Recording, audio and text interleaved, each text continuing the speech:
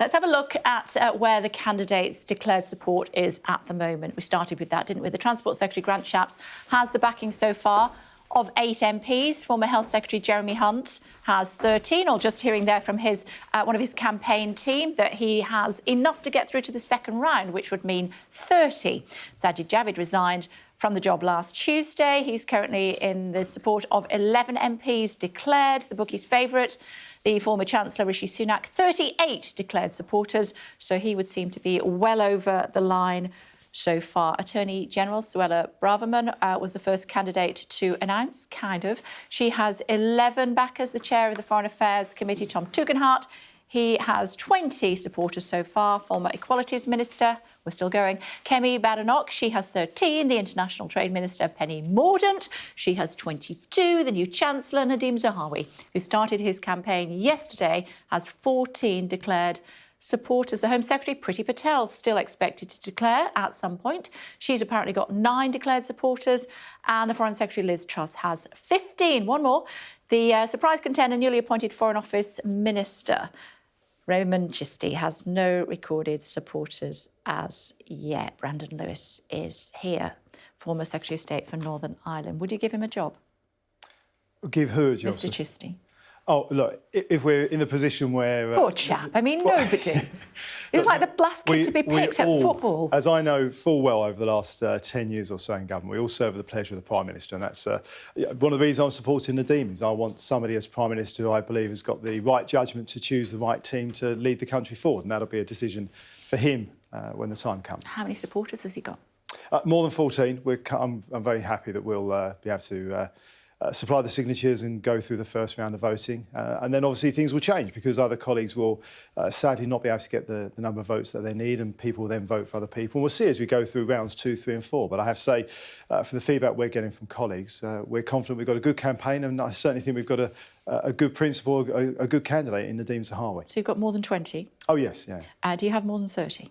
We're very happy that the first round vote... You'll get through the first 2 rounds, yeah. you think? Yes. OK.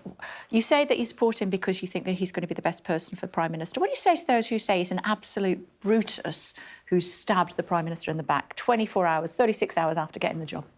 Actually, I'd say quite the opposite. This is somebody who, at the beginning of last week, when asked, put public service first and accepted we have to have a Chancellor in the country, and his Prime Minister asked him to serve, and he took on that role. And I know, because a few of us were talking on Tuesday when these changes were going on, that there was still, actually, we forget, there was still an opportunity to change the dial, get moving on the front foot, potentially actually get out there with a really good, strong economic policy, something Nadhim as Prime Minister and over the next few days over the campaign will certainly be outlining.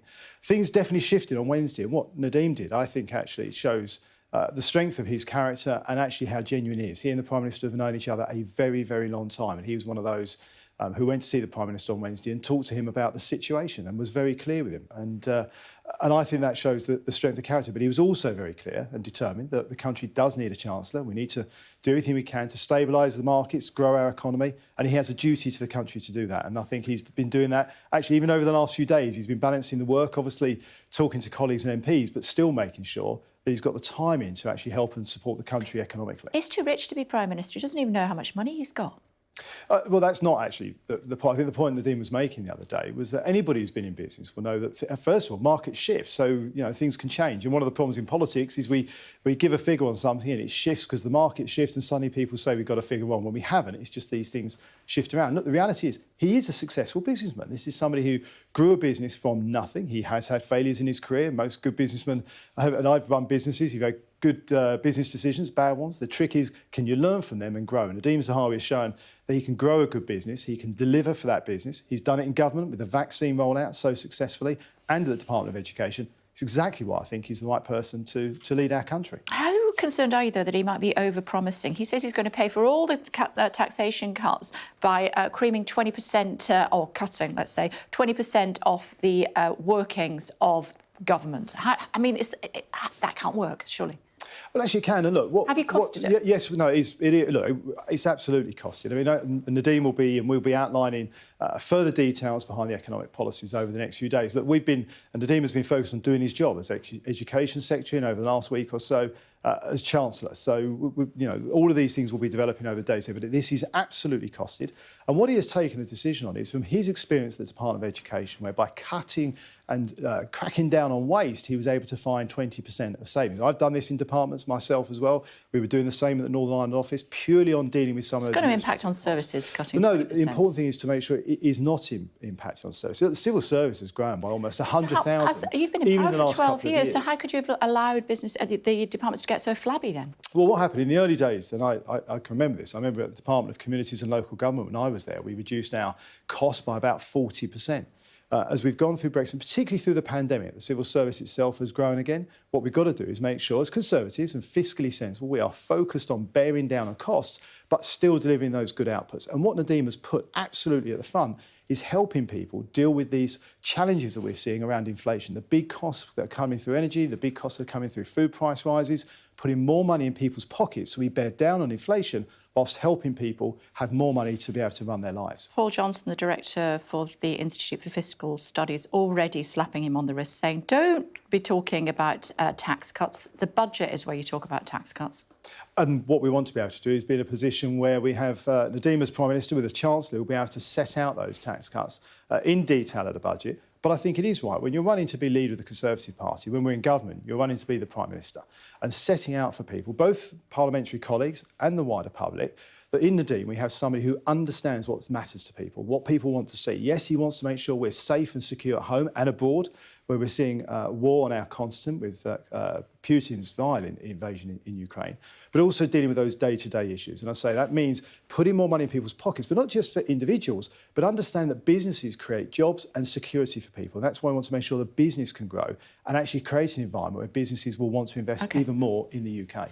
Yesterday we did an exclusive with the would-be Prime Minister, and you talked about him being smeared when it comes to his taxes. Who's smearing him? Well, I think we've seen, actually, sadly, already during this campaign, so it's actually not just against Nadhim, but some other candidates as well. Look, it's so very it's hard. Another candidate? Well, it's very hard to know where these smears come from, but they come from somewhere. And look, I was chairman of the Conservative Party through the last leadership campaign, and sadly, I've sat through a few of these campaigns over the years, going back to my early days in politics. So somebody with a vested interest? Well, I don't know. People will have to draw their own conclusions on where they think these things are coming from. Look, we're focused on actually fighting a positive campaign, showing people what Nadhim has to offer. Actually, look, one of the strengths of the Conservative Party is we've got so much talent in the party. We should be focused, all of us, actually on talking about what we want to do for our country and what we want to do for our party. Looking at the video there, this is the video that he's put together. Why do we need these slick videos? Look, I think it's one of the things in the modern world with social media is giving us much opportunity for people to see as much about the candidates as possible. Look, Nadhim has put himself out there. He's come and spoken on your show with an interview this week. He's very willing to talk about his policies, his background, his ideas, all of these issues. And I think it's right that we open ourselves up to challenge. We answer these questions and show people what we stand for. And in the modern world, videos and social media are part of doing that with colleagues as well as the general public. Last Wednesday night, what happened? You were stuck the other side of the North Sea, so you couldn't get the Irish Sea, I should say, so you couldn't get involved. But what was happening in Number 10? Look, Wednesday was a long and difficult day. Yes, I was in Belfast for most of the day, working in Belfast, and came back to see the Prime Minister. Had that frustration of being delayed somewhat, but I came back, flew back in, went straight to see the Prime Minister and spent some time with him on Wednesday night.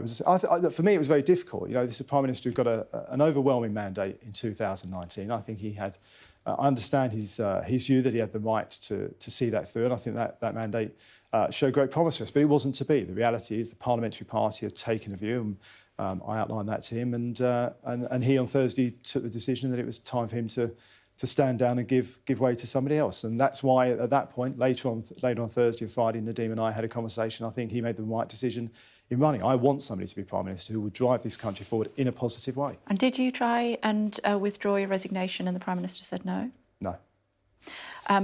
Why don't you want to be Prime Minister?